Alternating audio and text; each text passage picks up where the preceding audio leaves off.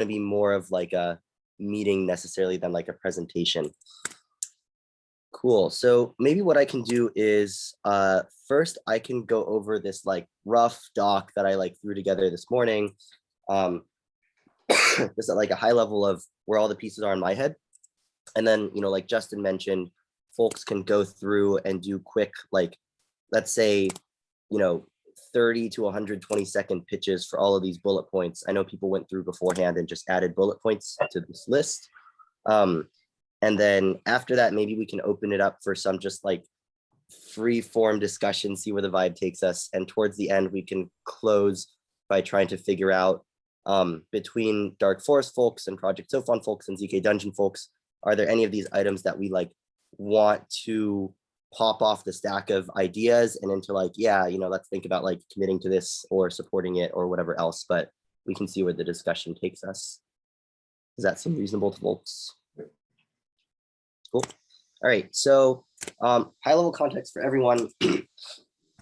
We sort of, in the last 3-ish months, evolved from like, you know, there's this single thread that folks were working on for ZK Games, and that was Dark Forest, to, you know, now we have like a much greater surface area, both for third-party development on top of Dark Forest, as well as the second game that Flo and Justin are exploring, ZK Dungeon, which is using a lot more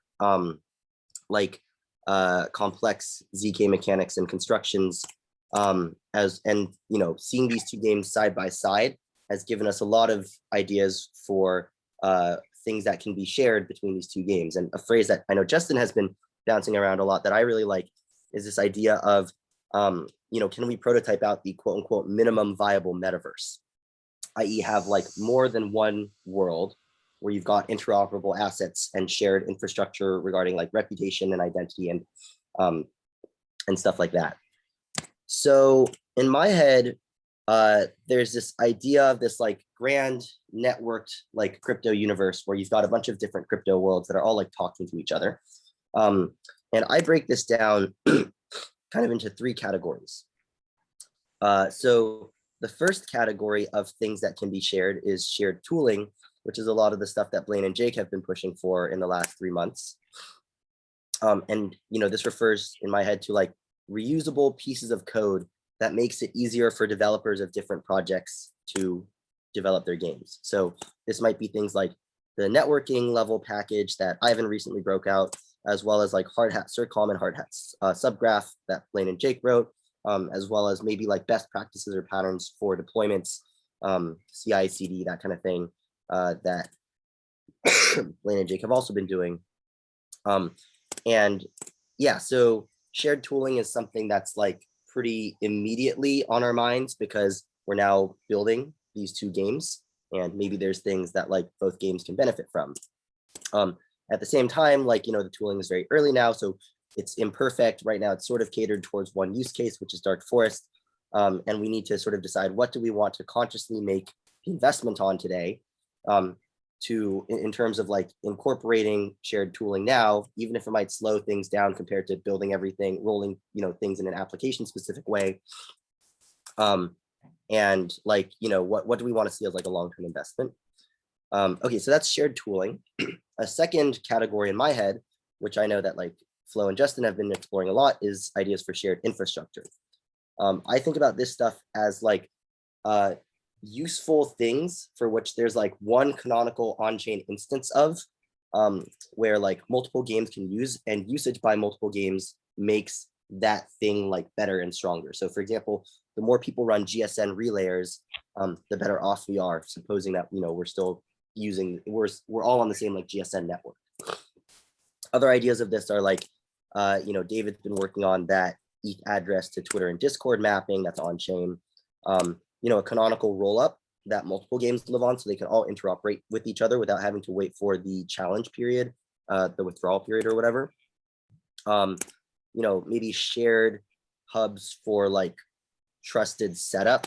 You know, if eventually we move to Plonk, then we might be able to get like a single Plonk setup going. And then sort of like the furthest out thing that I can imagine here is like, one could imagine that if Ethereum mainnet isn't scalable within like 24 months, then like some sort of like ZK game specific chain that's like catered for the specific use cases here. Okay, so that's shared infrastructure. In my head, that's like a little bit further out than shared tooling because it requires more than one thing to exist at the application level. And both like Dark Forest and ZK Dungeon are not quite at like a production state. And then the last thing that I think about is like interoperability. Like, how do these games actually talk to each other and canonize each other's mechanics? Simplest thing is that, like, you know, hooking into the NFTs of another game is a permissionless process. So ZK Dungeon could decide, like, you know, if you deposit your Dark Forest Pyramid artifact into your ZK Dungeon, then that like powers up all your units in ZK Dungeon. And that makes the Dark Forest Pyramid now like a real like object, you know, it's not just like this Dark Forest specific game item. It's like a real thing that you can pick up and carry around with you throughout the metaverse. And, you know, imagine if you could like use your like RuneScape sword in WoW or something. That's sort of the everything in this ecosystem becomes more canonical and real. But yeah, there's like other stuff, obviously, that's way deeper, like more opinionated NFT specs, maybe a canonical ERC 1155 contract that's governed by like a governance token that is shared by like all the different games. You know, maybe reputation can be tokenized and like carried between different crypto worlds. You might have like shared currencies. You might have, you know, Justin had an idea for like metric spaces as an interface that games implement. And like patterns or like common interfaces and standards for calling into other games and modifying their state. So, okay, yeah, that's my rough categorization. First thing I'm curious about is for you know, the folks in the room who are actively working on this stuff, does this seem like a sensible categorization, or does anyone have anything to add here? Can I see the first one again? I forgot. Tooling. Sure, infrastructure, tooling, yeah. I think, and the last one is shared in, okay, yeah, I think there's one more in my head. It's shared standards that are not on chain. So like shared standards on chain goes into the interoperability thing, but as an example, like, can we make the plugin system an interface that like, just like you adhere to, and then it's easier to put into different games? And it's not just tooling. You're still free to implement a different build server for that plugin, but at least like we have an interface that people have to like, that we just have like one standard that works, and this is like supposedly well designed. And I think this is really important because otherwise we're going to have drifts of implementations everywhere. And I think it's really critical for NFTs, but also for like client side stuff, in my opinion. Other than the plugin system, what else would need to be standardized? I think that if we come up with that impersonation thing, like the client implementation of this should be standardized too. As an example, like there is this React hook, which is called use Web3, that like has a pop-up and you connect with, we can connect with like Wallet Connect, like MetaMask or whatever. What if you had like use impersonation, and not only do you connect with MetaMask, then you have to like give like an authorization to a burner wallet to like impersonate you for how long and for those transactions and stuff like that. And if this is standard, it's really good because not only do you like adhere to the standard contract side, you also can just drop that hook into your app and then it just works. Mm-hmm. Sorry, can you repeat, what's the impersonation thing again? Is that the thing where you've got like a main wallet that delegates authority to a burner wallet? Yes, but that's like one specific use case of the impersonation. Impersonation is actually really general. So not only can you do that, you can also have players impersonating a DAO. You can have like, I can rent my account to you for the next 12 hours if you pay on a smart contract because it's all interoperable. And if we make it such that it's not only impersonation, it's impersonation with a list of method signature you can call. I could, as an example, just like rent access to my monsters to you for the next 5 hours. Would that not be on chain? This is on chain, but it is on chain, but the off chain implementation of the user, like of like the user interface for this. Sure. Better if it's just a hook I can import and then use like use impersonation. Oh, cool. And then it automatically parses the things you can do. I just like tick and untick a bunch of stuff and I give access to a burner wallet or to my friend or to whatever. I think we should like really buy into this thing where, well, like technically you can build UI for the apps in like whatever language and like just like whatever, but like it's all TypeScript right now. So not only should we come up with interfaces for contracts, it would be good if we could like also open source those hooks and like tightly build them into the same monorepo or whatever. Like, oh, in a monorepo, we both have like example contracts that implement this interface plus the former spec of the interface and like the client side part of this. Like, I might be bullshitting right now, maybe it's a bad idea, but I think that like by doing this, we won't have drifts between multiple projects that are just implemented differently. Because you know, like ERC20 is an interface, it doesn't specify how like it doesn't specify behavior, it just specifies method signatures. And so now you have ERC20s that implement stuff differently, and it breaks a lot of DeFi protocols, like rebase token as an example are broken on Uniswap. So if here, like not only do we have interfaces, but also behaviors client side that are codified, I think it would be better. But again, all this is like a spectrum. It's like you can make it really shitty or really good, and maybe we don't have the time to make it really good. What do you think? Well, one thing that Blaine talks about is how much he does not like TypeScript. Yes. I don't. And I so think that's terrible. I'm like wondering to what extent should we commit to any sort of shared implementation? I mean, Well, the reason why these specs only declare some function signatures is because everything is different, right? Like your game isn't going to look like Dark Forest. It's not going to behave the same way as Dark Forest, yes. right? Like you can't like the way that you do this in a company is have a design system, but the games are all different. They're all. You mean visually? You're not gonna have whatever. Like if all you're saying is plugin should have a render method and a destroy method, like who is that serving, right? Yes, like, that's not helpful. serving anybody really. Yeah. So yeah, the thing then would be like behaviors of plugins, like what, but the whole point of the plugin system is so people do crazy shit. So you don't want to be limiting and you don't want to put guardrails on it, right? Like, so there's a lot of things to consider. I also think that if the web is the target, then you should just be using the web natively. Something that MJ said that's really stuck with me is that they don't know, they didn't know web stuff. Like they are a developer, but like probably backend in Java, who knows, like maybe C, didn't know JavaScript, came in and was able to write like just document.create elements, right? Like use web standards to write plugins. Yes. And like, I mean, if that's the guiding principle, then that's the guiding principle. It's like use the web. But I mean, even the things like we were talking about yesterday, where event emitters aren't typed in the web on the web, but like if you're forcing everybody down your very narrow path of TypeScript React, like people aren't going to, like you're going to capture a subset of people that are interested in developing games or plugins or anything. I agree with this. Which is maybe why I think we like the first column of like just like shared tooling. Like we've been talking like with Brian and stuff. Like first thing we just need to get a quick win, and maybe that's like hard hat circom. Assuming you guys don't hate that, which this is the chance to say if you have evaluated it all. But there's like I think by like looking at some of our shared tooling is a way to just get us all using some of the same stuff, and then like fighting in GitHub issues, and then once we hang out and we know how each other work, and we're all in good faith, you know what I mean? Then maybe we'll start to buy into more of the higher level like specification type stuff. Yeah, I think What did you I was just asking, what do you mean by quick win with hard hat circle? Well, so we backported, we made hard hat circom backported into your stuff based on Brian's original scripts and things, and they're using circom, and so like the question is like why and how could we have gotten like them to use hard hat circom? I mean, hopefully it does what you need it to do. If not, we should make it whatever. Yeah. So I would say one deliverable we've been talking about for all of this is like a ZK game quick start. And so that would like we'll have to be opinionated, it'll have to be like TypeScript out there probably, right?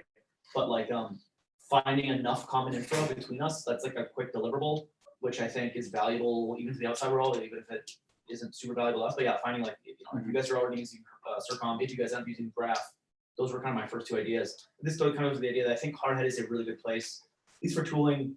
Hardhat, I mean, it has some problems, but I mean, generally speaking, I think it's a pretty safe place to do interoperability stuff of like trying to share functionality, because it could be a plugin. In worst case, you'd fork the plugin, make it do what you want, so we can upstream it and make each other happy again. But we can always fork off and just kind of make it work. Yeah. So that is, I do think that, and I think you guys are liking Hardhat, right? So you guys are happy. Yeah. No, I agree with this. I think the drift here is that did not specify who the stakeholders were. So as an example, I agree for like a plugin system, the way you write plugins should be web native and we don't force anything on the users. But as an example, like if you build a game, like we are all using Ether.js and React and stuff. And so like, I think it would be a net win. And also like for the behavioral stuff, I think that I agree that games will look different, but that particular impersonation stuff, I think there is only one way to implement it right. Or like maybe multiples, but like we can just commit to one. And so it's fine if you assume behavior for that specific piece of code, I think, because then you can just like, you can have still like one UI that works kind of like wallet connect. Every DApp is different, yet there's still a wallet connect hook because there's only one way to implement it right. But I totally agree that like plugin system should not force anything on the user. What I meant more by like turning this into a shared piece of like client stuff is that the runtime for a plugin system, let's say we come up with a runtime that sandboxes some of the private key stuff, that would be super helpful to share it between games and like have like one standard. So let's say we let the users that write plugins do whatever they want in the plugin, but there's one way to like get a transaction signed or like do something if you want to do it in the plugin that just doesn't prevent them from like stealing the private keys. That would be helpful, I think. And it's still very general. And correct me if I'm wrong. Like, I think I completely agree with this. We shouldn't force too much stuff on plugin developers in general. Well, I mean, I see like a really long-term thing is that plugins need to be sandboxed, right? Yeah. Like, the fact that they're not right now makes like us have arbitrary rules, like plugins submitted to the showcase can't use local storage, right? Like, because we don't want them reaching in there and reading somebody's private key. Yeah. But if we were sandboxing in web workers and then they had to call into methods and it were like some MobX or Redux, like And you have to accept like you had a pop-up, do you want hello? Like, yeah, and you can, but like, so maybe at that point where it is like this whole sandbox thing and you expose part of your API into the sandbox, that could be the case. But this is what I meant. when you do that, you actually limit what people can build, right? Because now they can't hack the entire system. Like I was saying yesterday how I filter out all level 0s and level 1 planets so that I could have a performant game. And you have to like reach deep inside of the code base to even do that. Whereas if you start sandboxing things this early, even though it's safer, like people aren't going to be able to do cool stuff like that, right? Because they're only going to be allowed like the 4 APIs that you created. Yeah. But again, Make sure of that. stakeholders, right? Like if you want to do that, you can still clone the client locally and do whatever you want. Yeah, and we are starting to see people doing that more often. Yeah, right? yeah. Like this is becoming a commonplace. It's just like you need to do things almost late. Like you need people to start doing stuff before you react to it, right? Yeah. Not assume their behavior. So yeah, so we want people to be forking the client and altering it for quite a while before you are like, okay, well, now the primary website is going to limit your access, and to have full unfettered access, you need to clone it, like, which hopefully we get tons of people to do. But yeah. One idea I just had based on this like sandboxing thing is one bottleneck for plugins right now is that we don't have like a plugin marketplace. We have plugins.zk.ja.me, but you guys have to approve every single one and like audit them. It'd be interesting if we had 2 different types of plugins, not to like add a lot of complexity or anything, but just like throwing it out there. There could be ones that are sandboxed, ones that are not, and we could bootstrap some sort of like plugin ecosystem. Like maybe even it just pops up in the game. Anybody can upload anything. Something like click a button. You would really have to trust the sandbox thing, you know. But it's sort of a little bit like we can promote safe APIs in. I don't know how much this helps in interoperability, but in general, we could promote safe APIs like Rust, safe, unsafe, or something, right? Where we look at how unsafe usage of code are being done, and we uplift those to the APIs, and then we either manually do it, or our people are like, oh, I want my plugin to be a safe plugin, so that's in the marketplace, and it's just in the like you can reward them on being in our marketplace at that point. Once it's safe, and it kind of really is audited because it's basic sandbox at that point. So then you could just like literally have an in-game marketplace for plugins. And then you can have the unsafe like jailbreak store, which is like, I don't know, man. But we can monitor that and upload APIs out. Yeah, this is an interesting direction. Blaine, you reacted strongly negatively. Just uploading random things to a marketplace. I don't know. It'd be cool though, right? Yeah, until Volminosaurus uploads something that breaks your client, and then everybody's upset. One thing actually, I'm curious about, because I was using Figma a while ago, and they have a lot of plugins. And I was wondering how they actually. There was a make blog that- post about it. Yeah. How the Sandboxed plugin. Is there like a really summary? fucking hard. Yeah. Yes, it's really hard. Oh, you mentioned they also write everything in C++. It's right? all WebAssembly. Yeah. But your plugin can be written in JavaScript. They actually have a JavaScript VM running inside C++ that is sandboxed. Oh my god, that's crazy. Yeah, but it works. So And one thing Yeah. oh, go ahead. I was just gonna ask, do they serialize every possible action that they allow plugins to do in Figma or something, and then you have to like I parse them out? don't know how it works, Hmm. but I know it's sandboxed. Yes, Brian. Yeah, one thing I want to make sure that we get to is also, so I've just been taking notes on all of this like plugin specific stuff. Do you guys want to do first the high level overview though of all the different bullet points we've got on Yeah. tooling and infrastructure? Yeah, let's do that. Cool. Okay, so yeah, first off, there's a bunch of stuff under shared tooling and shared infrastructure, and maybe those are the first, like those are the most actionable things we can upload into people's brains. So we could just go down the bullet points and do like 30-second pitches for each. So yeah, let's see. Justin, do you want to talk about what, or just give a quick overview of, tools, patterns, best practices for working with diamond pattern, and just go down the list? Like basically like what is that, and like what might it even mean for people to use similar stuff here? Okay, so as an example, what I meant by not only having interfaces server side, but also contract side, but also like one canonical implementation in like TypeScript or whatever that you run client side is diamonds, different facets, right? They implement this interface called the loop interface, LOUPE. I'm not even sure how you pronounce that. And then when you have that interface, actually there are a bunch of open source tools you can use to examine like the history of a diamond and which facet has been cut, how you can do stuff and stuff like that. So that's like purely for development things. It's not interesting from a game perspective, but it's kind of interesting because if you have contract interfaces and also expected behavior, you can then build client-side tools that consume those interfaces and know how the behavior is like can assume something about the behavior instead of ERC20 where the best guess you have is, well, transfer should transfer, but I'm not sure. But to go back to your question, I think diamond pattern is just you use the diamond pattern GitHub repo that went through the EYP. You use hard hat deploy that has diamond.deploy, and then that's it. Is there a non-hard hat deploy? Yeah. Just like a hard hat plugin that would also do like. Well, you can also do it manually. So to do it, plugin. no, there's no OpenZeppelin plugin, but you can do everything manually. Like what you do is you would first have to deploy diamond proxy and a diamond tier contract, which allows you to cut a diamond. Then you cut the diamond, then you deploy every facet, then you cut every facet on the diamond, and then you would have your diamond set up. But the hard hat deploy just does it automatically. But if you don't want to use hard hat deploy, you can still do it. You just have to call a bunch of transactions and send a bunch of TXs. Or we need a hard hat diamond plugin. Yeah, you can have the hard hat diamond plugin. Let me just note that down, and then let's go to Jake. Do you want to pitch tools, patterns, best practice? You want to make that definition, Jake, but what's your reasoning for wanting a hard hat diamond? Like, why is hard hat deploy not good enough? I'm not saying it is or isn't. First of all, they just haven't standardized against each other. And then we've got hard hat ignition coming in, which is the standard.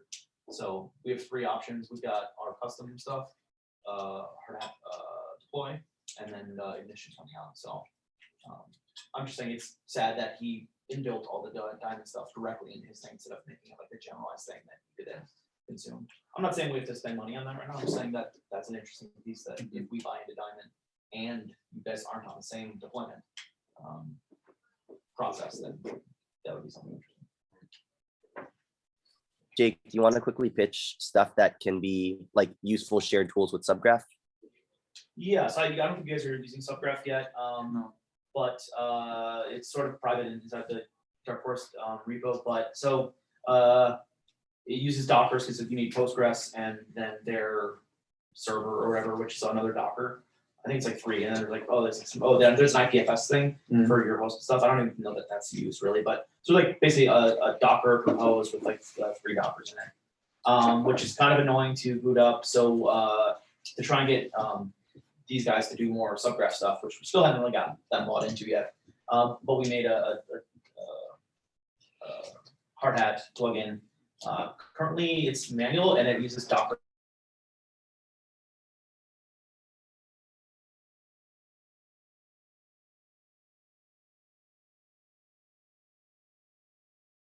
They're just tasks you run, like bring up the subgraph, and then you can put that task in another task which says like, if you're doing this, do that, and then bring up the subgraph. You still have to manually shut it down because I'm having trouble figuring out new ways to monitor processes and take it down. But it turns into like one command to bring up your subgraphs, or one task that just goes into another task. Yeah. That brings up subgraphs, local subgraphs. You can also do remote subgraphs, but so we're trying to get this pitched as to get upstreamed into even just everybody and to have Subgraph help pay for it, but they have not opted to do that. So I do think it's interesting, and like I said, we just sort of thought this would be like the CIRCOM and Subgraph. I think are pretty interesting things that were very widely usable by other people. It seems like, so that's like two little hard hat things that we can turn into like a quick start. What do you guys feel about turning hard hat into, like, it feels like we're turning hard hat into a generalized task runner? That's Is what it it's supposed to be. is it a good task runner? Because It's the best one in turn. it's a good node, but is it a good task runner? That's like the question, right? So It has a few architectural problems. Like one of my problems is that it registers all plugins based on being required. yeah, so And it's so like your ordering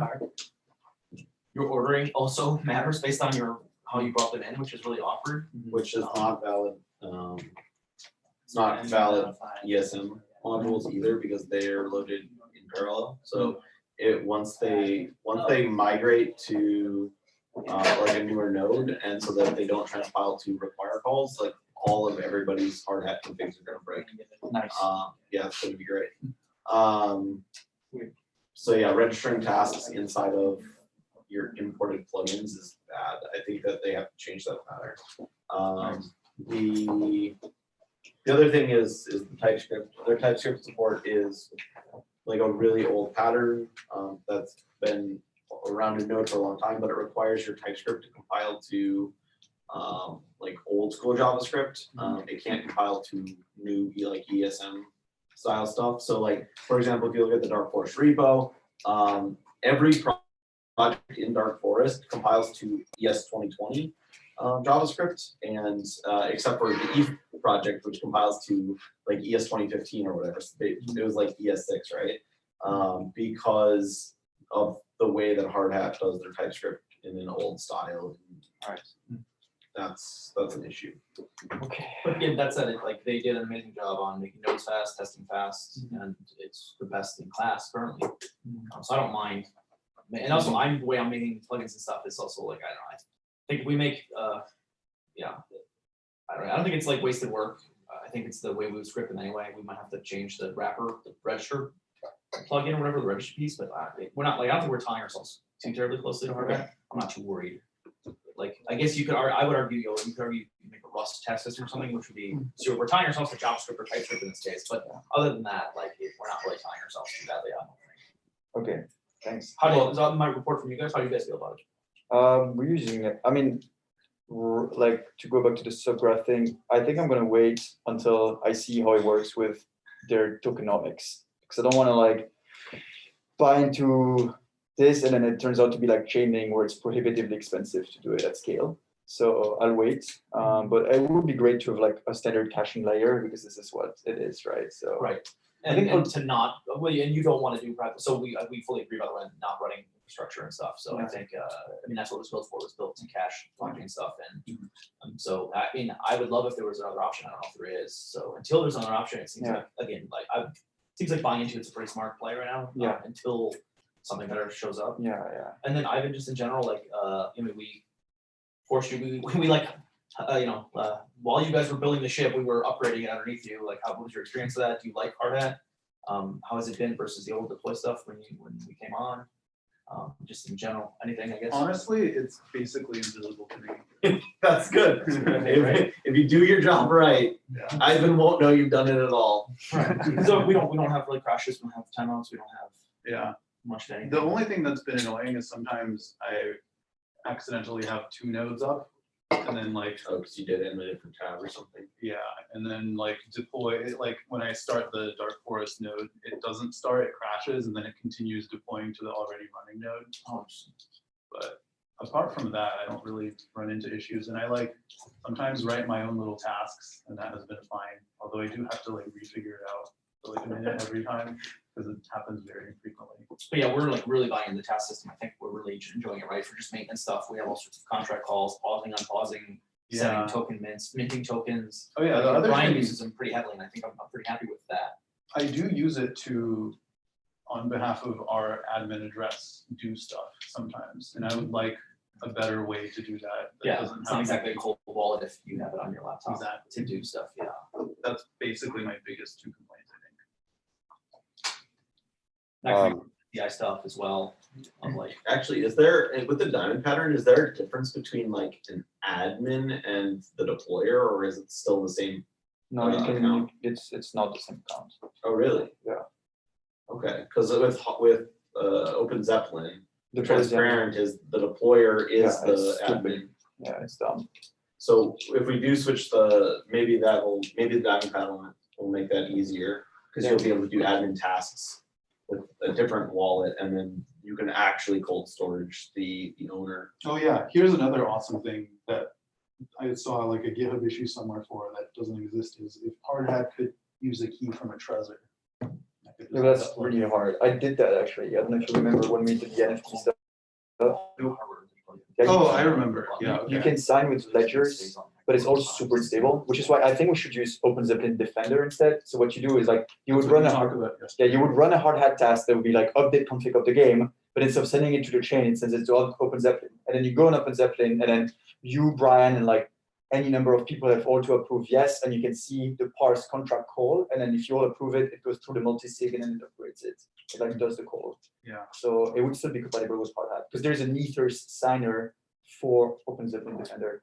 It's closed source, but I think it's way better than like figuring at some point that like one 15-year-old kid stole the keys of the universe. So that would be bad.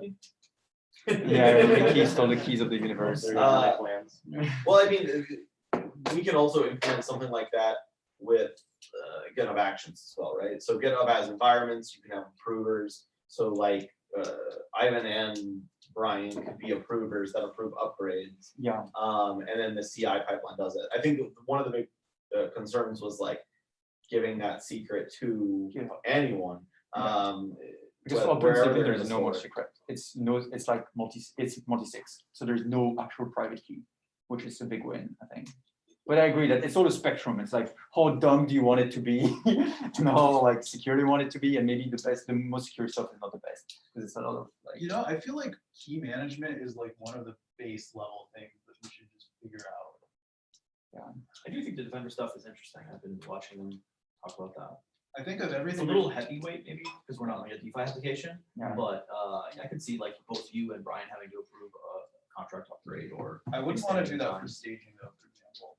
But I was gonna say that I think of all the things on this list, this is the one that has, it's just like obviously good, and we should probably commit to figuring that out. so one meta point about the conversation is it has been 45 minutes and we're like nowhere near Yeah, any place into this. So maybe we should like spend less time on stuff. Maybe let's just go through and do the quick pitches, and then if you have notes or questions, then you can just note them down in the Notion doc as subpoints. But yeah, real quick, Blaine and Jake, do you guys want to do the quick pitch for Hardhat Circom, and what was the pain point that that's solving, and what's the vision for that? Sure, so I think it was just a JS script, but it left a bunch of dangling files. So you have to do, there's like 15 commands you have to do with Circom. They're also all file-based, or they don't, turns out they don't have to be, but so it's just leaving a lot of dangling files. And then they were like using a Python script to call some, so that we cleaned that all up by just using what is their fast filing type? They do have an in-memory representation for Circom, and so we sort of patched and fixed that up, and then we're able to script all 15 commands you need to turn a circuit into a ZK, a WASM, and a ZK. And so that's all built into Circom And a verifier. and the verifier stuff. And so yeah, so again, big win I think would be making sure that our stuff does what you need, and then trying to get that merged to you guys. We should need to do Again, it. unless you take a look at it and there's something you think. Right now we do two things. I have not looked at the documentation to know if it's possible or not. So different verifiers, but Blaine, or I don't know if one of the two of you on Discord for me was possible. And then the other thing we do is we split the Z key into multiple files that are maximum 50 megabytes. Because our Z keys are so big that browsers refuse to cache them otherwise. So we have to split them up and then re-put them back together client side. So this is like a post-processing step. That will need to change. Maybe a big Well, shared yeah, piece of no, infrastructure we could do with a ZK web browser. Yeah, a browser that doesn't suck. Let's do that. Cache anything, Yeah, just however long, however big you want. I also wrote Circom offering tutorials, crypto zombies. I think like a big problem, or this isn't like shared infrastructure, it's like shared education, which I think fits in a lot of what Brian does. And we've been talking about, but have not been executing on is like, even just us, like we're not writing Circom circuits yet. And so like, I wish I had some crypto zombies type thing to write Circom circuits. Or again, are we not using Circom in the future? I don't know, maybe we get it. But yeah, every time we bring someone on, or if we're gonna bring on a new quick start team, not only do they need a quick start, but like they need help making a new Circom. Because like, well, you could just keep using Brian's and other people here who built those existing Perlin snarks and stuff like that. But eventually we need new game it wasn't gimmicks, but new game features. Yeah. One And- interesting thing is that maybe for that you would need a crypto zombie for math. That's the problem. Right, and that is it. Because when you write a circuit, it's not just like, oh, I have to do Or this a to do better that. language that does a lot more It's actually, constraints for you. I always think about this, it's actually really hard to have a compiler that would figure this out for you. Like the best would be a compiler that would tell you that this is clearly insecure, but it's extremely hard, I think. And I mean, you don't need to know how the proving, like how the proof system works, but you need to know how fields work and how what congruent numbers are and stuff like that, because otherwise you get like very sketchy shit. And also I think the difficult thing with Circom is it will just tell you that something cannot be constrained, but it won't tell you why, because it's really hard to know why. And so if you do something like crypto zombies, I think we should do it. But on top of this, like I suspect people will be like, oh, now I can write my circuits and write something, and just Circom will tell you, oh no, we can't constrain this. And then good luck trying to understand why. I think this is the very difficult thing right now. And this is why people write stuff in Rust, because apparently you can do like pre-processing on the like domain specific language into Rust to be able to know like, oh, okay, like this is clearly not constrainable or whatever. Yeah, I was actually going to add two things on my sort of like ZK DevX wish list. One is a test framework. It can just be like something even super simple, where you like plug in a bunch of inputs and expected like verification results. And then the second thing was like some sort, I wonder how hard it would be to write like a static analysis tool that looks at a Circom circuit and verifies whether or not everything is like constrained to be like all intermediate values are going to have like one unique satisfying assignment. You would need a Yeah. theorem prover for this. What's that? You would need a theorem prover to do this. Yeah, this might just be like too hard, but Super hard. Like just a linter at first would be good, because like sometimes I compile for 10 minutes and Circom tells me, oh no, lol, like there's a missing semicolon. And so that's really annoying. So just a linter maybe would be like easier, because we could just write a grammar. But yeah, I think the constraining stuff would be interesting. It's just like I'm not good enough right now when it comes to my understanding of the proof system to be able to, I don't think anyone in this room could do that yet. But that's the thing, if we're gonna add more Yeah. people to this Yeah, room, this yeah, is a problem we have to solve Yeah, next year, or not solve, but have some leeway into by Yeah, next year. I agree when with we this. offer. yeah, another thing that I think about is like, you know, a lot of us rely on circomlib, which is really great for like basic primitives like having a hash function. But can we build out more building blocks? Like here's like a proc gen snark that is battle tested. Or like here's like a coordinate snark with like all of the inputs that you would like probably care about just in general. So circomlib for games, and then And another piece of shared infrastructure, Brian, which is just like, yeah, like you and your math friends just go away and make a bunch of, you know, Circom things for us to share, toolkits, you know? I think we actually did that already with ZK Dungeon. I mean, it's not published, but we use a lot of things on the grid, right? We want to prove a path. We want to be able to like switch between two different coordinate systems, like with the tiles and the regions. We want to be able to prove a DFS on this. And I think I cleaned it up. I could put that into like a Circom grid lib or something like that. And it would actually be really helpful, because most 2D games rely on the grid construction. I think the frontier is now I want to be able to have hexagons and not just squares. So something like Civ, and it's going to be mega hard, but then you can build Civ. So anyway, I think this would be interesting, because it's probably going to be used by a lot of people, and the prog gen too. I can see those two things as being like really helpful. because the other circuits in Dark Forest are straight up just like using stuff from circle lib. It's just like gluing things from circle lib. It's like, oh, I want the distance between those two coordinates and the hashes, and like need to make sure that X and Y is smaller than the maximum universe size. And so that's fine because it's just Lego building. But things like this, the Perlin snark, it's not Legos. It's actually just like stuff that should be put into a library because it's very complicated. Yeah, I agree with this. I think we should do that. It'd be great. And testing too, and it seems pretty doable, especially now that we've been modularizing out a lot of the snarky hashing type stuff. But we could, I think, I'm not how to generalize it across two projects. That'll be the next thing. But I think we could definitely get some snark testing or some circon testing in at least Dark Forest pretty quickly.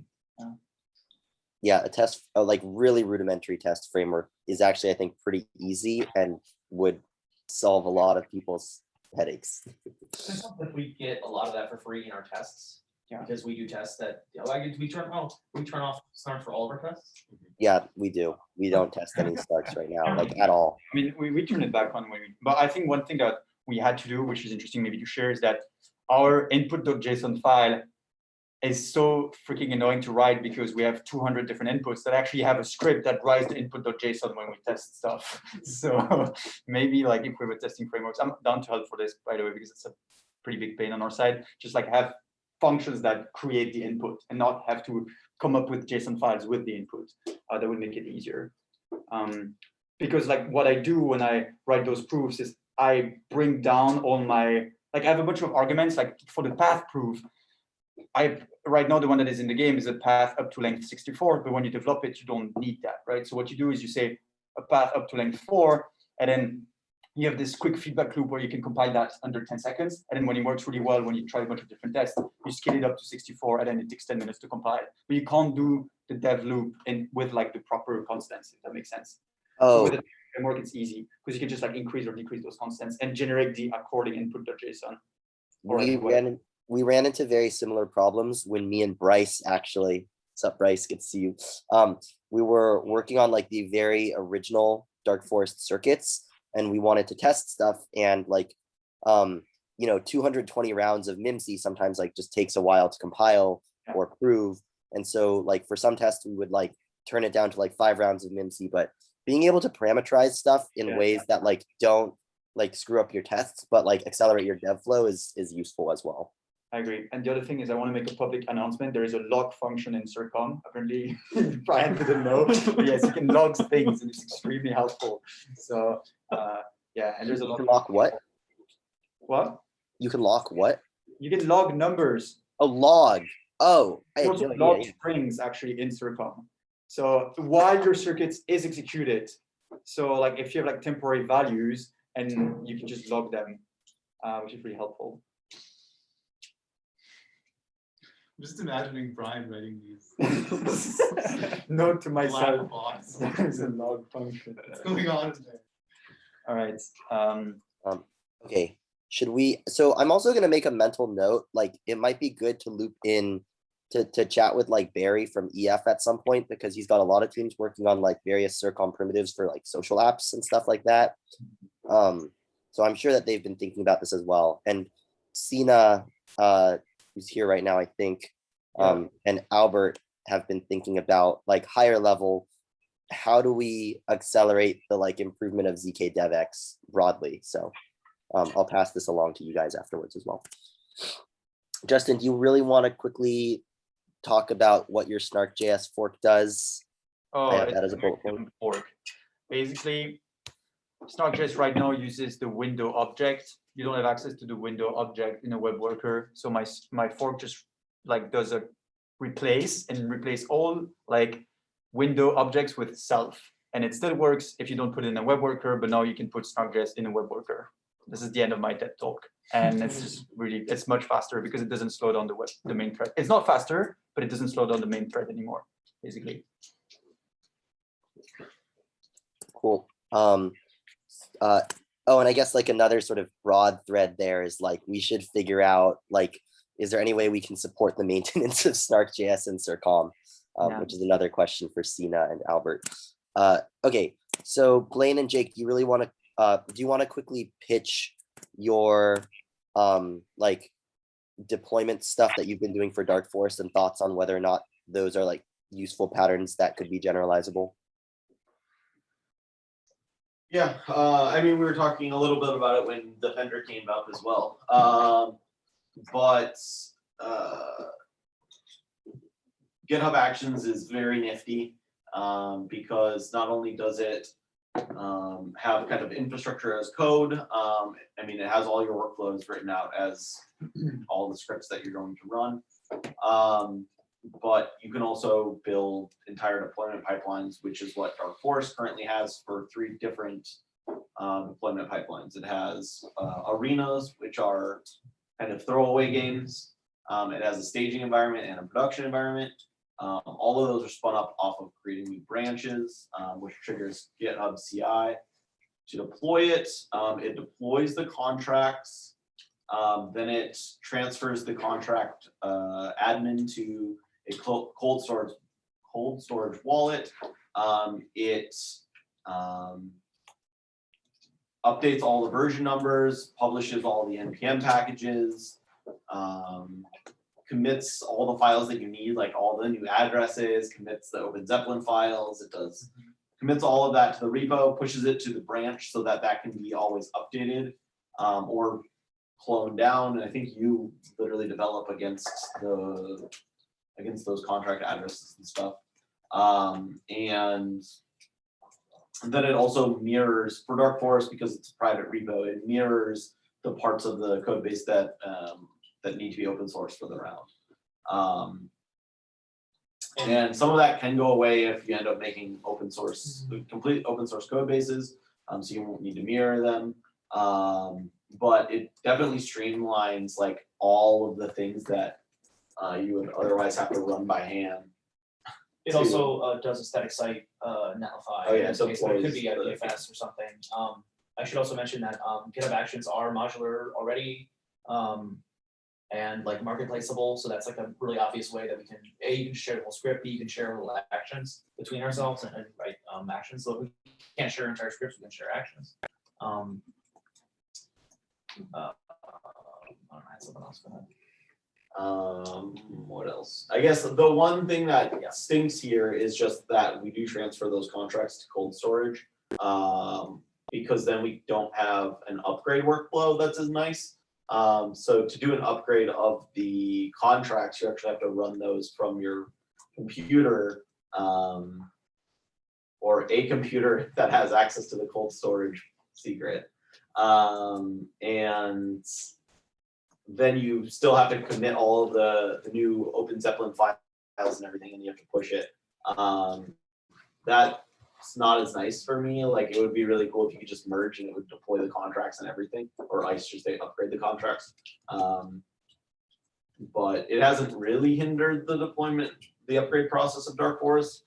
So, And I should say this is, I think, less complex than it sounds. This is just a simple YAML file with like 10 commands you want to run, and we tend to, our sort of workflow is that we push as much into hard hat. So all of our things that are not like GitHub tasks are like we're calling actual hard hat scripts, so that these things all you can run, and you never get stuck on CI. Generally speaking, I think. Well, I'd like from Ida here, but so generally speaking, you can run all these things locally, scripts if you want, but then we just run the same exact scripts from CI. So that way, I think people are pretty comfortable knowing that what they're running is the same thing it's going to run when it hits production. Yeah, lately it's thoughts? been a little bit flaky, the deployments. I think maybe because we're using the wrong node. blame X-Stack. Actually, just as flaky. Blame me. And this is again the Open Zeppelin issue, maybe partially where like sometimes that's finicky if X-Stack's really bad because they don't wait enough on their double proxy deploy. I thought we should catch that now. That we're going on. But in general, how would you, again, want to be following the process, or how are you liking it, or? I mean, it's very simple. I like not having to write code. Blaine showed me a way to like upgrade at least the client by just PRing stuff into staging, which is pretty neat. I've been using that. And I think it's self-documenting. I don't think you didn't write it, but I think you can look at a GitHub action and be like, oh, I want to copy this line, that's this one thing, right? So it's fairly. Or disable whatever I want, yeah. And they're just action files that are in your repo. So we don't, I guess these aren't mirrored just because of the way the repo works. But if you haven't seen them, they're pretty easy to look at. And they're kept alongside the repo. Justin, Flo, how are you guys deploying right now? with my hands on my keyboard, just typing stuff and pressing enter. This is how I deploy.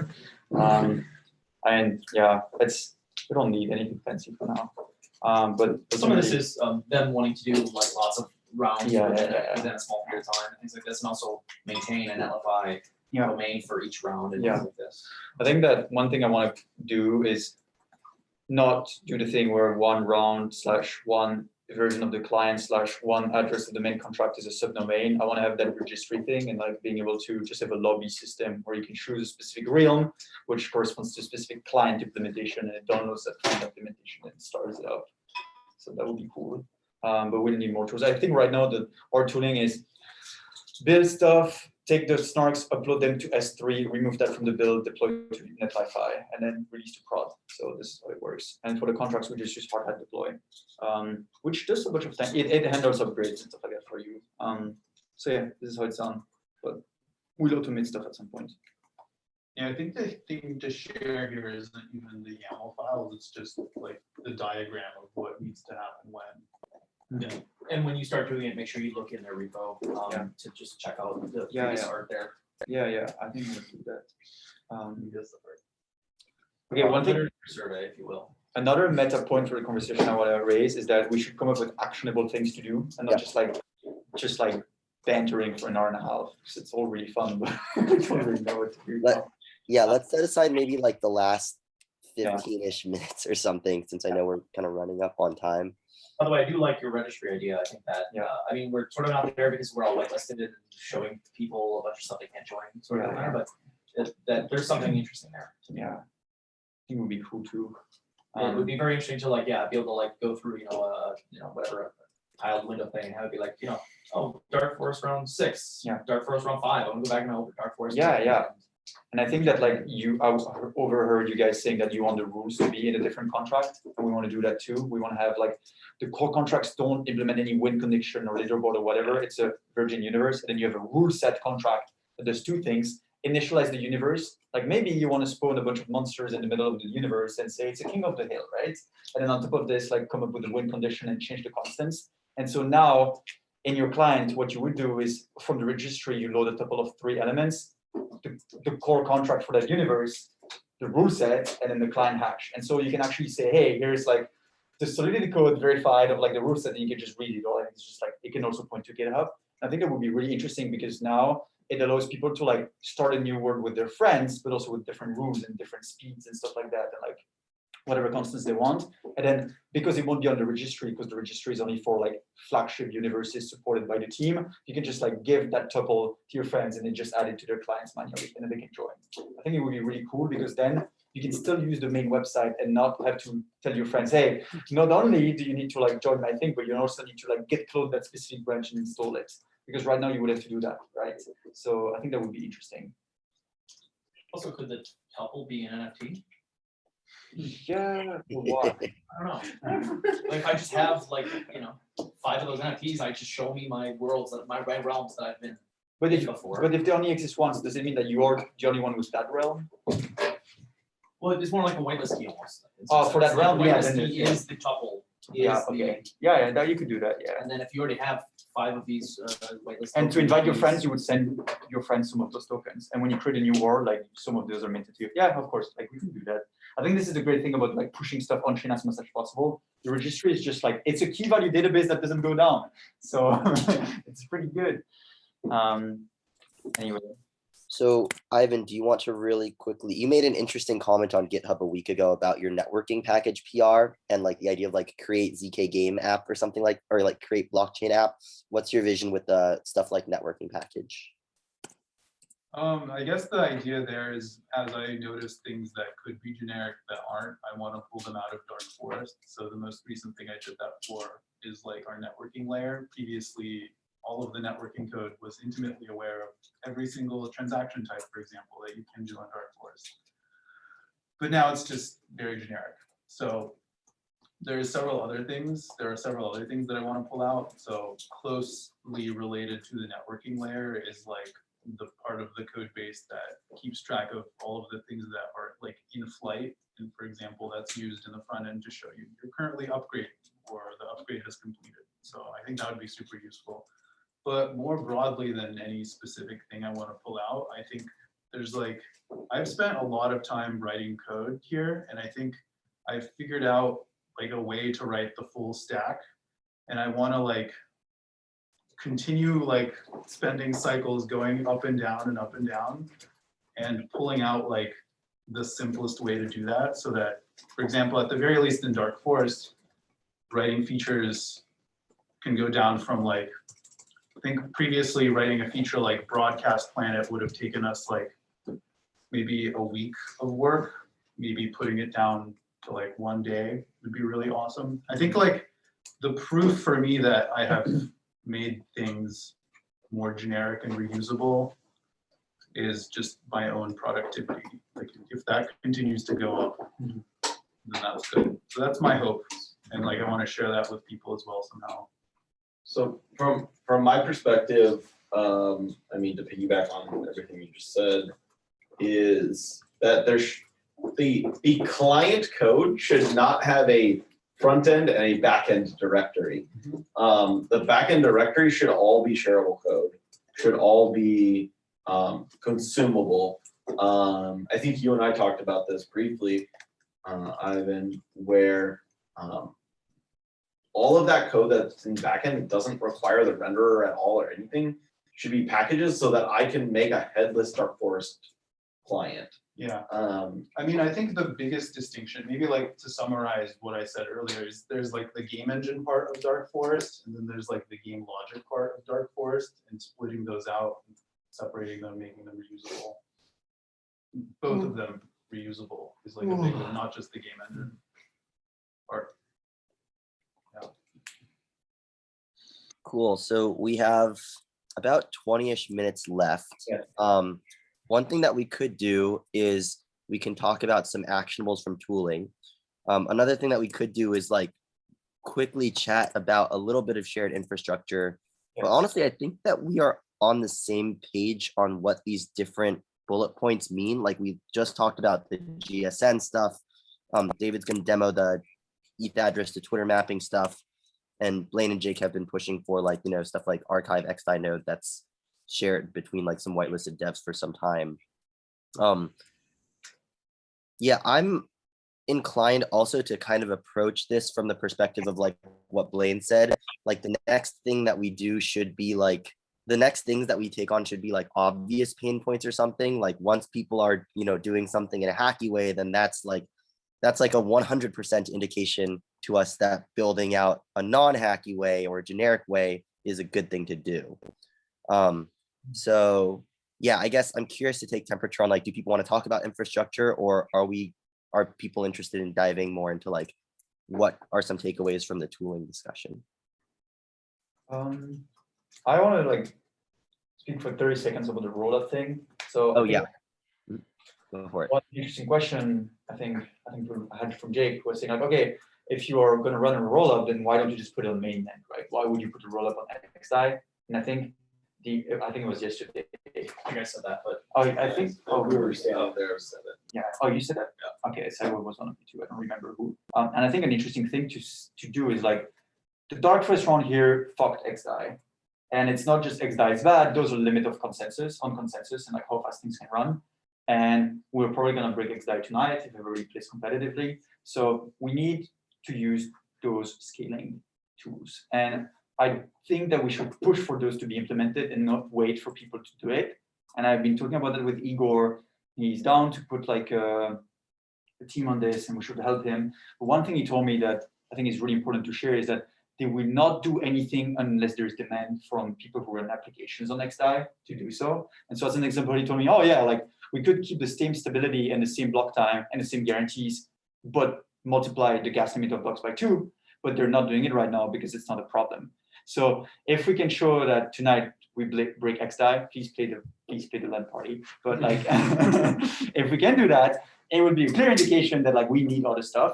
And the great thing is all those things are open source, and by running them ourselves, we incur the burden of a bunch of stuff, but it can be shared between multiple people. It can be like a collaboration between us and XDAI. But most importantly, we can set up the parameters of those rollups such that we could tick Dark Forest or zk-dungeon, whatever, at like 1 hertz and not 0.2 hertz, which would be quite a dramatic improvement in UX and also decreased gas costs and stuff. So I think here, there are two approaches. We can either wait for like things to be actually completely unusable and then do it, or we can do it now. And I'm advocating for doing it as soon as possible. Even if it's like really sketchy, even if not sketchy, but like nobody's actually running Arbitrum in production right now, but we are low stake. It's not like we're gonna run DeFi protocols on this. And so I think we should take the opportunity to move fast here. What are our other options, by the way? 'Cause No, I know there's like there's this there's ZK VM that is could possibly work. yeah, this is not, I mean, the problem with the ZKVM is you need the prover to prove that. And so as an example, Starkware has 1,000 vCPUs on Amazon already doing that. So it's like computationally impossible for us to do so. We use Graph 16, which is the cheapest zero knowledge protocol. Like you cannot go cheaper than this. And so I think that the options is either a rollup, a side chain that we would run ourselves, but like running a chain is very annoying, hard, no interoperability. And that's it, essentially. Like there is But we no, could also let the gas market just like blow up here, which is what's been Yeah. happening in mainnet. but it's like just not a good experience. And yeah, I agree. Maybe friction is good. But So I mean, I don't think that the gas would necessarily have blown up so bad if the XDAI fleet wasn't so bad, right? Like they're still running bad Nethermine nodes in their fleet. Like it's, you get these Nethermine RPC dumps in your console. Like they just aren't doing a great job like actually running the infrastructure. So I think that like we just need to keep encouraging people to run their own nodes or to use Pocket or to yeah, like, or we should spin up a fleet. The issue is not reads, it is writes. So we are getting to the point where like XDAI blocks are full. cool, yeah. Like it's theoretical limits on like how much you can put in a block. I agree that the nodes are shit too. Like, Average gas of 30 or whatever we're up to. yeah, there's that too, but That like was when because people were failing and turned it No, off. but when blocks are full, right? And they can be full at 1 guai or they can be full at 30 guai. It's still like you reach the limit of how much you can write, so like how much block space you have. So I mean, if this already happens when one game is running with 1,000 players, then bye dreams of the metaverse, right? Like this is just not sustainable. I think we need to do progressively, but yeah. One thing that I think about with respect to rollups, oh, and also I'll just like flag a time check here, Yeah. is that like one question is like why do we want more players at like X time versus Y time? So in particular, if the goal for say like Dark Forest is to like prove out certain ZK technologies that are relevant in games, we're okay currently at like we haven't saturated all that we can do yet with 2,000 players. Now, this might not be true for ZK Dungeon if ZK Dungeon is a lot more gas expensive. So I think that it will just come down to like what tests show. But that's why in my head, I'm like, okay, things aren't on fire like yet for like the current objectives. So for me, that's an argument against like, you know, just feeling like the immediate urgency to say like deploy Arbitrum on XDAI like this summer. Yeah. But it might be different for ZK Dungeon depending I'll on do it anyway. So Yeah, this is a good example of like Yeah. maybe, yeah, like in fact we should. The reason I asked why there are options, like in some sense, we should all try 5 different options. We need to Yeah. de-risk 3 or 4. No, I agree options. with this. So it'd be awesome if you de-risk this one. Yeah. And it'd be cool, I think, if we did another one. But then after that, I think once we have that like month of data or whatever, then like combining on one or the other or something like that is really Yeah, interesting. I mean, we are going to lose interoperability if we do this. Like, even if it doesn't exist yet, like, it's just not interoperable anymore. So it depends what we want to show. Like, is the proof of concept, because like we're all shilling this, like, oh, we have 2 games now, like it's a serious ecosystem. But like, as long as those 2 games can't talk to each other, it doesn't mean anything. And so I also think that I agree that the raw answer for Dark Forest was probably a bad experience because of reads and nodes and not necessarily because of like block space. But yeah, like if there's a second game, especially because ours is more uses more gas, I just don't think it's gonna work. Just add another 500 users, whatever we can get to where Yeah, we can be, it'll be broken. yeah, it will be broken. So that's the thing. But maybe that's fine. Maybe it has to be exclusive. But yeah, I think anyway, we can come back to this. But I just wanted to say that there's demand. There are people who can help us, and like even like the core protocol dev. I mean, not core protocol devs, but the people who build XDAI are down to help. And it would be fun to run a rollout. Dude, this is like magic game theory. It's pretty Dubious. cool. Dubious. Dubiously fun. All right. All right, so we have 10 minutes left. obviously this is a conversation that can be continuing, and I don't know, in my head, I'm pretty happy to just frame this as like a brainstorm / like yes and session anyways, but it might be good to just do a little bit of temperature check on what people think the most interesting, or like currently, like what are the most urgent like shared tooling needs that could speed people up are. Yeah.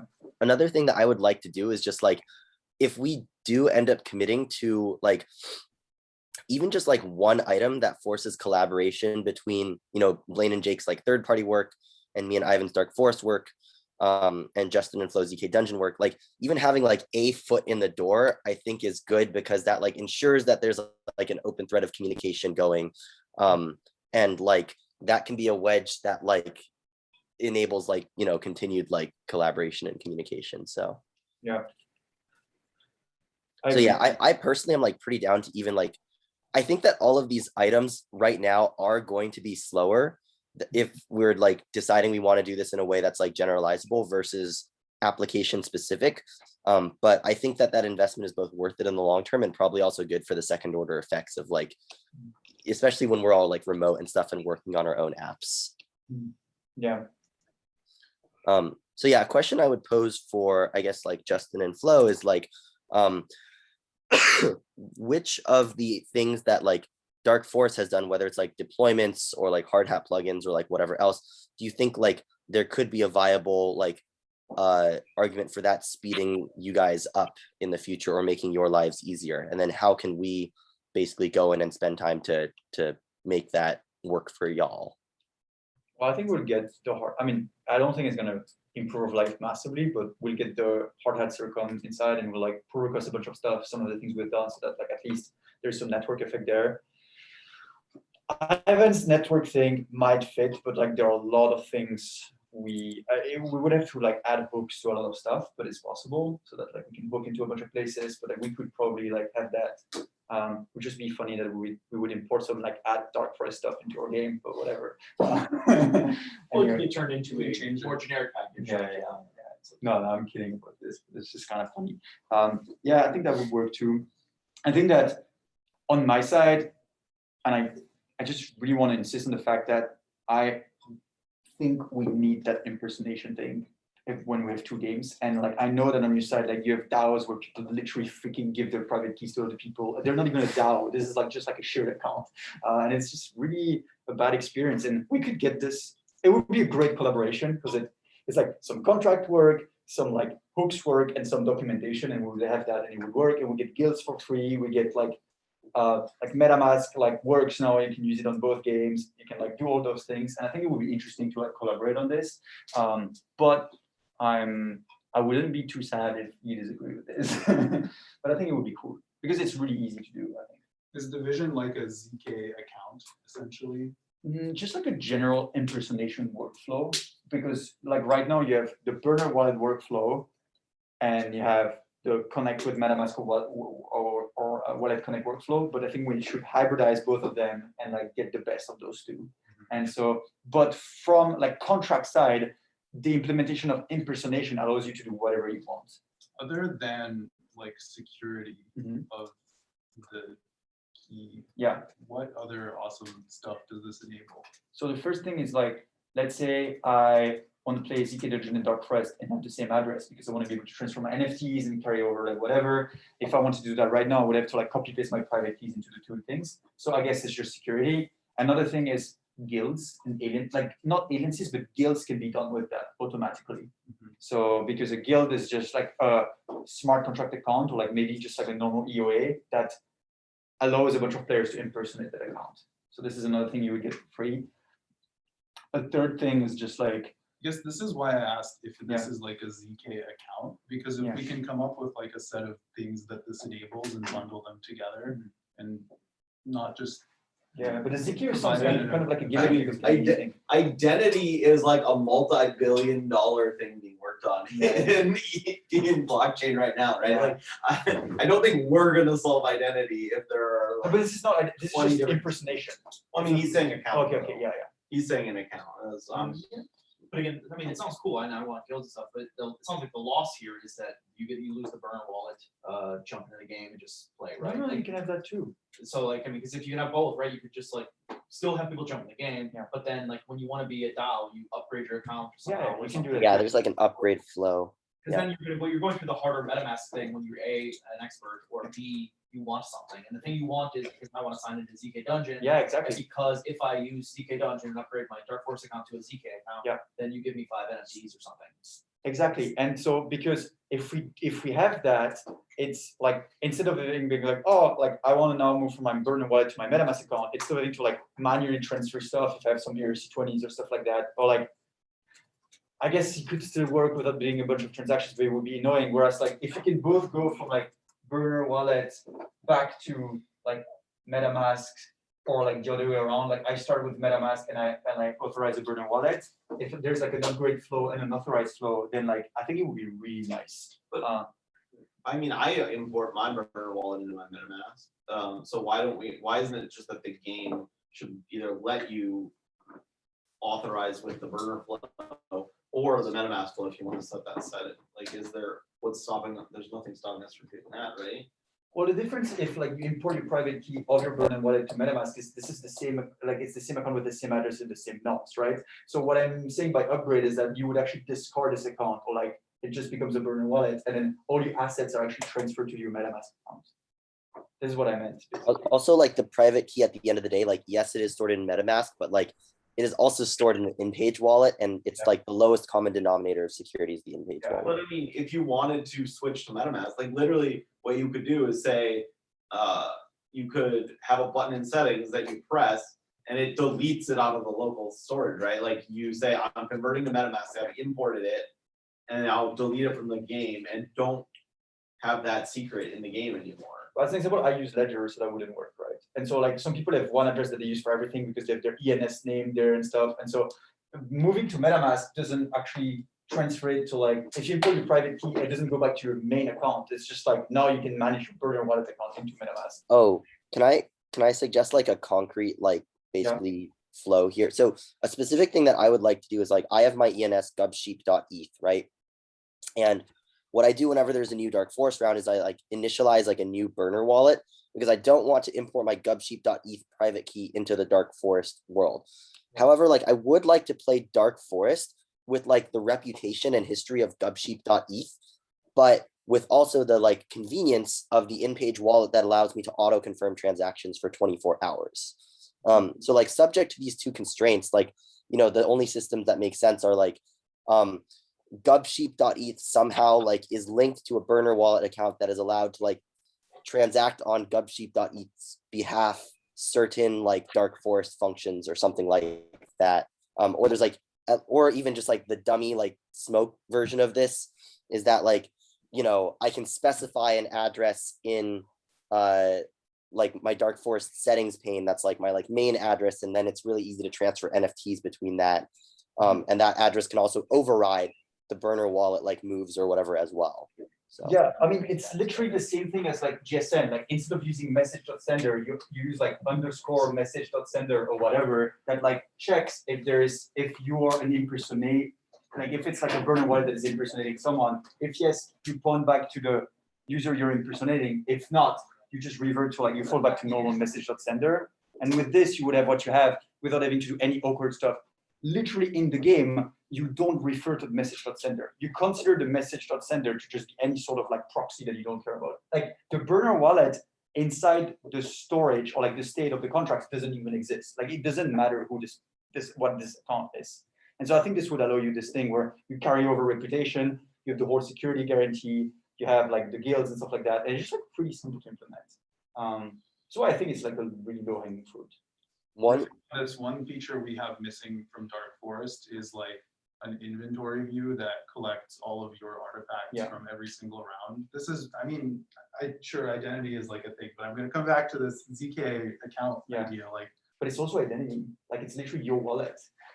It's just like for that thing, instead of rendering like the artifact, it's just like everywhere in the game, instead of referring to the address of the burner wallet, you refer to the address of the thing that is impersonated by the burner wallet. So you would have that too. You would actually have all the artifacts from all the previous rounds because you carry over that address. I mean, you carry over the address anyways. I've been playing for 3 rounds on the same wallet. Yeah. Like, it's not, like, you just don't have it implemented in the game. Go implement it. Pull down all the old contract addresses for the artifacts and display them. Like, they're in my wallet. And that's You kind just of don't do problem, just anything. like with these wallets, Like- like I think MetaMask is trying to do this with snaps, but like to make it extendable in a MetaMask, but like MetaMask doesn't know about Dark Force 4 or 5 What or is a 6. snap? It's like their extendable thing where they let developers add a token to the MetaMask list or something like this, including other Oh. functionality. It's like kind of having your contract verified on. Kind of, yeah, I think so, yeah. This does it sort So- of, same kind of problem, which is like, yeah, we could do this whole wallet inventory thing, but you still have to have some way to know what his artifacts are, which is the whole interoperability problem. Yeah. So one more thing I'm going to raise, since it is now 5:01, and I want to make sure that we all get to dinner and presentations. There's one more item on this list that was a subject of the first 30 minutes of these breakout sessions, which is GSN. That is a pretty like immediate and pressing, I guess. Like, Ivan, would you say that like our whitelist system is a pain point? It's kind of a pain in the ass for me, to be honest. I'm curious if that also can be a touch point for like if we all get on the same. I actually like did not catch most of the GSN talk, but if that's something that feels feasible to also implement in Dark Forest in a way that's like interoperable with ZK Dungeon, same paymaster or whatever it is. I think in the past like month, I've spent a grand total of like maybe an hour thinking about whitelist. So it hasn't been that bad. Yeah. Mhm. I do agree that it's like a really awesome workflow, but personally, like it doesn't really solve a pain that is pressing. Because my thinking here is like, between like the shared account problem, I think of the account problem as actually like, that can be like quite large in scope if you really want to get the UX like right. But GSN actually feels like immediately like both actionable and also like, tokenizing whitelist keys and making them NFTs is like a cool thing that like levels up the experience of joining Dark Forest. And it seems like if we want to move towards this thing where like Dark Forest is a serverless game, then this is really the one trusted component in the loop right now. It's still there. I would say that I think like if we think about like a dark or a quick start deliverable at some point, I mean, right until we get like infinite scaling, whitelisting is probably going to be a core thing. So even if Yeah. Dark Forest doesn't super need it, Yeah. I think figuring it out, and then it's not just documenting it and making a nice flow for it all. For a quick start template would be interesting. Yeah, I mean, the thing I would be excited about isn't adding it to Dark Forest, but like learning from Justin the way that he added it to ZK Dungeon and like figuring out a way to clone stamp that for any game. And I mean, I already talked to Justin about this, but my personal want is to be able to start ZK Dungeon so that I could actually find out how GSN is done. Or you can read the code if it doesn't compile. Except for no TypeScript references, right? It can't click here. I can't click around. TypeScript won't build. There's always command out. There is. You're right. Okay, cool. So like in my head, it seems like there's 3 threads people have coalesced around, and feel free to append to this list if anyone has strong opinions, but it sounds like people are pretty bought into Hard Hat as a generalized task runner and as a vehicle for doing things like improving the CIRCOM, dev flow, subgraph, stuff like that. It sounds like this account direction is exciting. I personally feel like I would need like a little bit more concreteness on scope before I can have a good sense in my head of what that entails. And then the last thing is like this gas station network stuff seems like something people are excited about learning. And then I have this whole like big Notion doc where I've like been taking notes on stuff. Maybe what we can do is at some point between, like Ivan, Justin, Flo, Blaine, and Jake schedule just another meeting to follow up on like, is there anything that we want to try implementing before the end of summer, whether that's like bringing Hard Hat CIRCOM into ZK Dungeon or bringing gas station network into Dark Forest. That can just be like, a week-long project just to get on the board. But yeah, that's where my head currently is at. Do any of you guys have thoughts? Yeah, we should meet tomorrow morning because I'm out tomorrow afternoon. We could also like just call remotely. I just am a little sick. like 24 hours, and then it's gonna be really hard for me to do so. So yeah. Oh wait, yeah. How? It also might be good. I don't know how long you're out afterwards because you're voting or Like a whatever. week But, and a half. Yeah. but I mean, maybe it's just worth it to give us a week and a half to like dig into the ZK. Ooh. Another invite, by the way. Yeah. Um, And yeah, like look into the code base, get a grasp on the scope of GSN and like thinking through that, and then Oh wow. Oh, okay. Here or we'll set up in the common areas. Well, GSN is a grand total of 10 lines of code plans. sweet, that's what I'm excited to hear. Yes. Well, After special scripts. No, the paymaster is like 20 lines of solidity, and then you have that. 20 lines here, 20 lines there. That's Oh, fuck you. Simple. so yeah, why don't we can check in tomorrow morning, and it'd be good just to chat before Justin and Flo leave.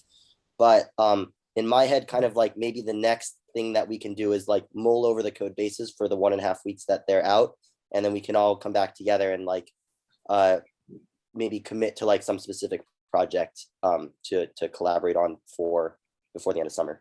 One thing I want to say before closing is that while for Dark Forest, it's like, oh, we have something that works and we were just like adding stuff on top. As an example, for me, the account system, I would like to launch a prod version with this built in the first, like as the first version that hits public. So if this is why I would like to like agree on like do a temperature check and like get your opinions and agree on some sort of interface, even if it's not implemented right off the bat in Dark Forest. So like I can build something that can be used instead of being like, oh, like fuck you guys, I'm just gonna do it my own way because you don't want to do it now. Because I think it's like generally useful. It might take a long time to get right, but I think that like I would like to have this at the beginning. Same So with GSM. a smart contract player, and not to keep harping on this, Yeah. but especially because we're quite late, a smart contract player in Dark Forest is doable right now as long as you have an extra whitelist key. Yeah.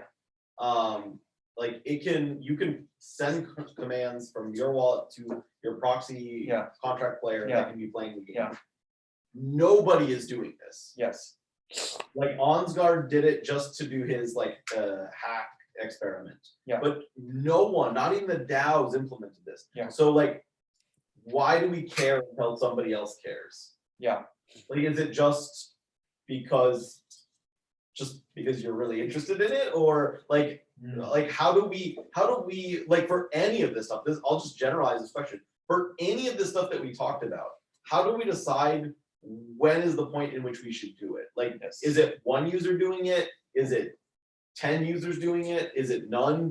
And just because we're interested and we think that some people should use it? Like, Yeah. how do we determine that? Yeah. Like in general. No, I agree. I think like there are two views on users. Either you think that if they really want something, they do it and they push for it, or you think that users sometimes don't even know this would be great because it's not available. And I think like people didn't know they wanted Dark Forest until it was built.